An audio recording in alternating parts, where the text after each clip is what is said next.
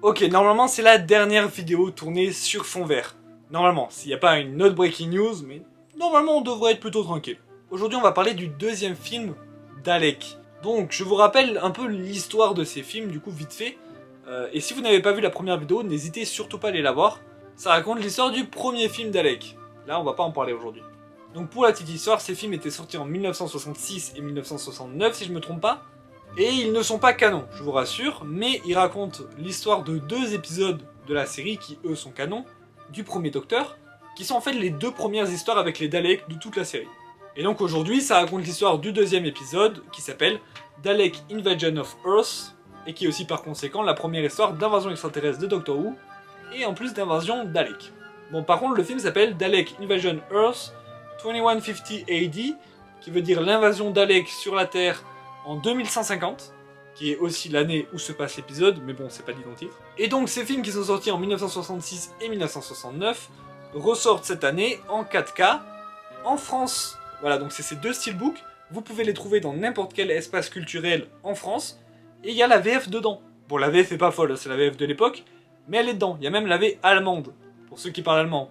Voilà, c'est très rare quand Doctor Who sort quelque chose en France, donc je préfère bien le souligner. Bon, du coup, dedans, on n'a pas tout à fait les mêmes persos que le premier film. En perso qui reste, on a le Docteur, joué par Peter Cushing, et Suzanne, la petite, je vous rappelle, qui était la goth de l'épisode d'avant, qui résolvait toutes les énigmes, et qui était juste la plus intelligente. Vous verrez dans cet épisode, ce sera un peu moins le cas. Et donc on n'a plus Yann et Barbara, à la place on a Louise, qui est la nièce du Docteur, et Tom Campbell, qui est un policier de notre époque, voilà, random, et surtout qui est interprété par feu Bernard Cribbins, l'acteur qui a aussi interprété Wilfrid Mott, le grand-père de Donna. Acteur qui nous a malheureusement quitté il y a quelques semaines à peine, en 2022. Ça fait un choc, surtout que Wilfrid Mott était un de mes persos préférés de Doctor Who, et que j'adorais cet acteur. On pourra le revoir une dernière fois dans les 60 ans de Doctor Who, qui promettent d'être assez fort en émotion. Mais en attendant, Bernard Cribbins a tout d'abord joué dans ce film-là. C'est son premier rôle dans Doctor Who. Il était très jeune à l'époque, mais vous allez voir qu'il était déjà excellent. Bon, l'objet en lui-même, pareil, hein. Il est magnifique, hein. Vraiment, j'ai pas besoin de vous le redire. À l'intérieur, il y a une image du film, bon, ça c'est vraiment pas si fou que ça. Et les menus du film, une fois lancés, sont incroyablement beaux aussi. Mais maintenant, on va parler du film en lui-même. Donc si vous voulez pas être spoil, surtout quittez la vidéo maintenant. Allez acheter le DVD dans votre espace culturel le plus proche, regardez-le et venez revoir cette vidéo.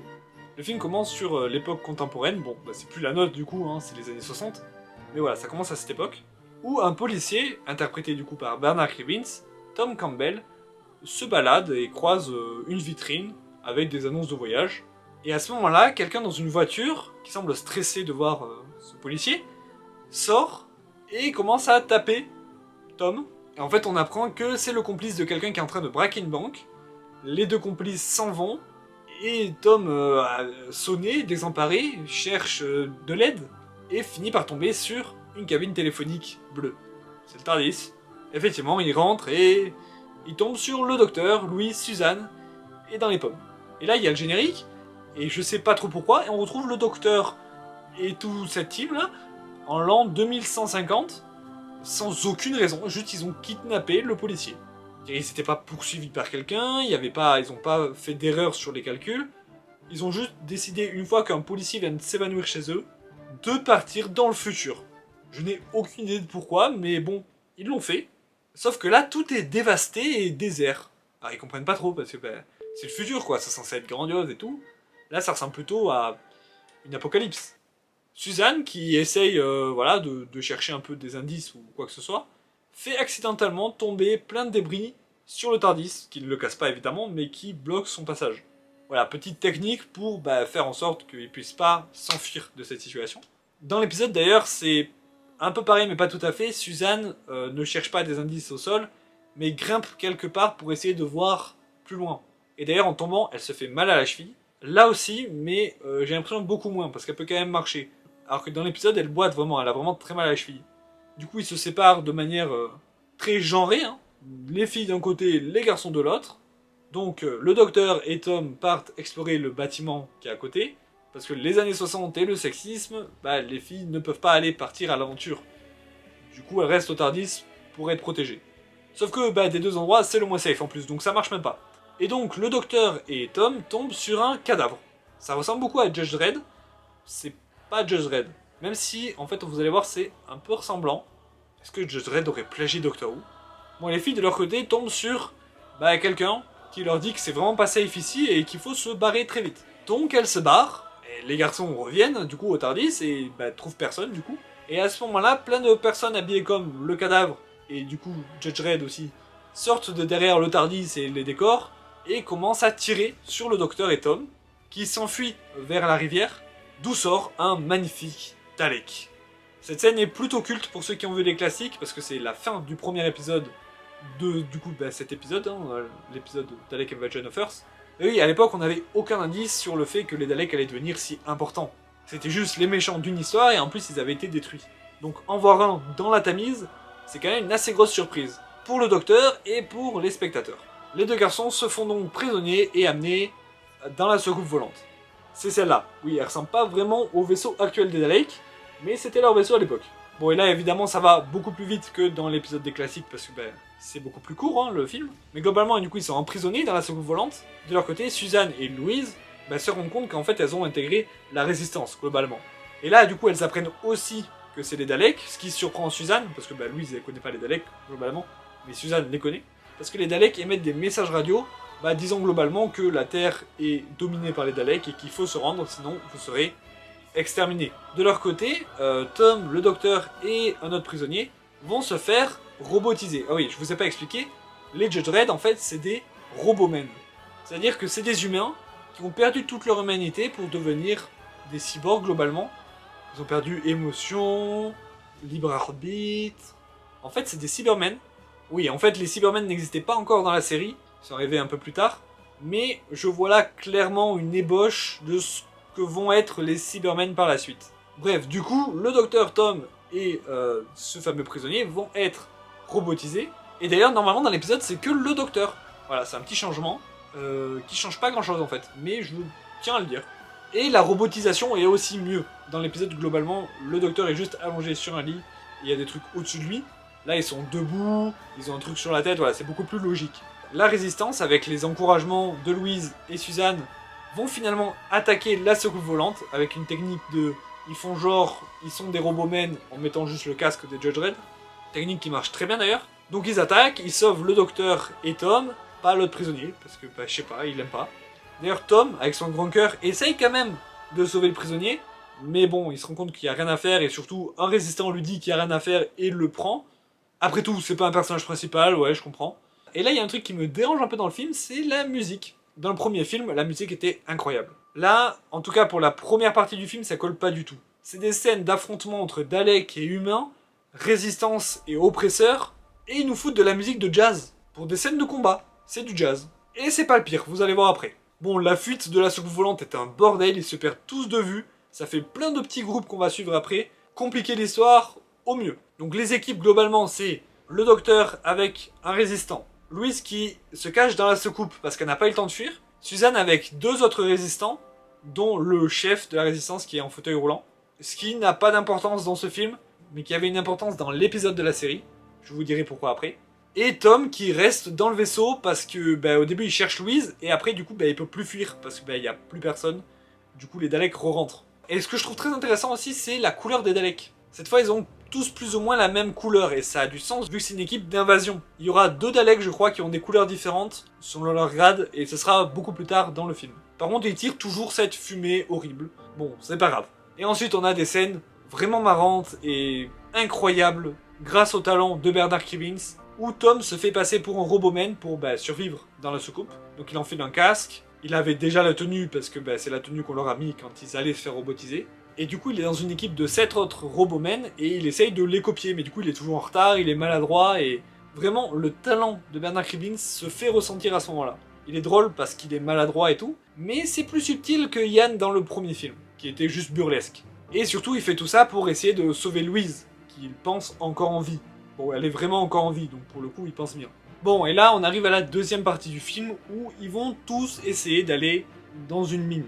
Parce que je vous ai pas expliqué, mais dans la première partie du film, on apprend que les prisonniers sont amenés dans une mine pour y travailler et qu'il se passe des trucs chelous là-bas. Et du coup, tous nos petits groupes, individuellement, vont y aller. Sachant que Tom et Louise ont pris un petit glitch parce que ils sont dans la secoupe volante et la secoupe volante vole directement dans la mine. Ils ont un taxi gratuit. Et d'ailleurs, ils se retrouvent et pour l'instant ne peuvent rien faire du coup. Ils attendent juste que la secoupe se pose. D'ailleurs, les teams sont pas vraiment les mêmes que dans l'épisode. Dans l'épisode, c'est Barbara qui est avec le chef de la résistance et une autre résistante. Alors que là, Suzanne, elle est avec le chef de la résistance et un autre résistant. Donc voilà, c'est pas du tout les mêmes teams. D'ailleurs, normalement, Suzanne, elle est avec le docteur pour aller jusqu'à la mine. Bon, et là, on en vient au sacrifice du chef de la résistance. Dans l'épisode, il le fait parce qu'il veut pas retarder les autres, étant donné qu'il est en fauteuil roulant. Ça va être beaucoup plus dur pour lui d'aller jusqu'à la mine, qui est un peu loin de Londres. Là, bon, peut-être que c'est aussi le cas, mais c'est pas du tout expliqué. C'est juste, des Daleks arrivent, et il va se sacrifier. Mais le pire dans cette scène, c'est qu'il se sacrifie sur de la musique jazz. J'en peux plus de cette musique. C'est censé être une scène plutôt triste. La musique est hyper joyeuse, c'est du jazz. Ça n'a aucun sens. Enfin bref, la secoupe arrive finalement aux mines. Et toutes les teams commencent à y arriver en fait. Parce que Suzanne et le résistant du coup qui reste avec elle tombent sur une maison près des mines avec deux femmes qui expliquent que elles sont pas fait arrêter parce qu'elles fabriquent des vêtements pour les prisonniers. Et qui finissent par livrer Suzanne et le résistant aux Daleks. Elle les trahit. D'ailleurs, l'une d'elles dira au moment de la trahison que de toute façon, c'est ce qu'ils voulaient faire, non? Aller à la mine. De son côté, le docteur et l'autre résistant sont amenés par quelqu'un qui vit ici à une autre maison où ils trouveront Tom et Louise qui ont réussi à s'échapper de la secoupe volante entre temps. Donc là, dans la maison, il y a le docteur, un résistant, deux personnes qui sont d'ici, Tom et Louise. Ça fait beaucoup de monde. Et une des deux personnes qui habitent ici leur explique le plan des Daleks. Ils veulent faire péter une bombe près du centre de la Terre pour coloniser la planète et tuer les humains par la même occasion. C'est pour ça qu'ils creusent dans la mine en fait, c'est pour faire un trou jusque au centre de la planète. Du coup, la team décide de se séparer pour aller mettre fin à ce plan. Le docteur reste donc seul dans la maison. Et là, un des deux qui habite ici revient dans la maison et dit au docteur qu'il faut sortir parce qu'il y a quelque chose de bien. Le docteur lui dit « c'est pas dangereux au moins ». Il lui dit « non, t'inquiète ». Le docteur sort et tombe nez à nez à une dizaine de Daleks. Et là, le docteur dit au traître que c'est pas grave, de toute façon, il l'avait prévu. Le docteur est donc amené à la mine et le traître se fait tuer par les Daleks. Et c'est là que Tom devient le goth de ce film. Et oui, il a pris la place de Suzanne qui est beaucoup moins présente dans ce film. Le docteur est donc amené au quartier général, là où il y a la bombe qui est prête à être lâchée dans un énorme trou. Trou dans laquelle Tom est. Il est passé par les mines et tout, et il a réussi à s'introduire dans le tunnel immense. Il est en train de monter et tout ça, donc il entend toute la discussion avec le docteur. Le docteur explique son plan aux Daleks, sans vraiment l'expliquer. En fait, il explique juste comment le plan des Daleks peut foirer. Il suffit de dévier la bombe de sa trajectoire de quelques centimètres à peine pour que le champ magnétique tue les Daleks au lieu des humains. Oui, scientifiquement, je suis pas sûr que ça soit très correct, mais là, ça marche. Du coup, Tom comprend, il descend un peu le long du tunnel, arrache des planches qui bouchaient un autre tunnel dans ce sens-là, et les met de manière à ce que la bombe, quand elle tombe dans l'autre tunnel et donc dévie totalement de sa trajectoire et tue les Daleks. Le docteur, quant à lui, brain les Daleks, va au micro pour commander les Robomen et ordonne aux Robomen de tuer les Daleks et que cet ordre ne peut pas être surpassé. Et il se barre parce que la bombe va exploser. Les Daleks en effet lâchent la bombe, c'est tout ce qu'il reste à faire. La bombe est donc déviée, explose, tue les Daleks, tout le monde fuit, les mines explosent, la secoupe volante se crache et explose, c'est vraiment Michael Bay, tout explose. Mais tout le monde est sauvé et tout le monde a réussi à fuir. Nos héros déblayent le TARDIS et rentrent finalement. Et ils déposent Tom Campbell avant le braquage pour qu'il puisse arrêter les voyous. Ils rentrent donc dans la voiture, assomment le conducteur, attend que les deux braqueurs rentrent dans la voiture, les assomme un tour chacun, il est trop fort, prend ensuite le volant et s'en va, sûrement les amener à la police. Et cette scène a maintenant une autre lecture, parce que son rire à la fin est vraiment très émouvant. La DA du film est très différente du premier et c'est un grand oui. Ça donne vraiment une identité propre à ce deuxième film, c'est pas juste une copie du premier film. Ce deuxième film a aussi plus ou moins lancé la Dalek Mania, mais ça on en reparlera dans une autre vidéo. Je vous le promets, elle est prévue depuis longtemps et elle va être très cool, mais c'est pas pour maintenant. Il y a beaucoup plus de changements par rapport à l'épisode qui l'adapte, par rapport au premier film. Déjà, notamment parce que les personnages sont pratiquement tous différents. Il y a aussi beaucoup de parallèles avec une certaine époque de l'histoire qu'on préférait oublier, les années 30-40. C'est très réussi et je ferai sûrement une vidéo là-dessus, qui sera sûrement démonétisée du coup vu le sujet. Personnellement j'ai préféré le premier film, mais c'est juste une question de goût et de toute façon je préférais le premier épisode de Dalek au deuxième. Voilà, j'ai plus d'attache au premier tout simplement. Et Suzanne qui volait la vedette au premier film et un peu au second plan. Là c'est vraiment Tom qui est le goth du film. Et c'est très émouvant de voir Bernard Cribbins jouer ce rôle. Et j'espère pouvoir le voir très très vite dans les 60 ans de Doctor Who. En attendant, moi je vous dis à la prochaine fois avec, je l'espère, le vrai nouveau décor, où on parlera des choses que j'ai ramenées de Londres. À dans 2 semaines, salut!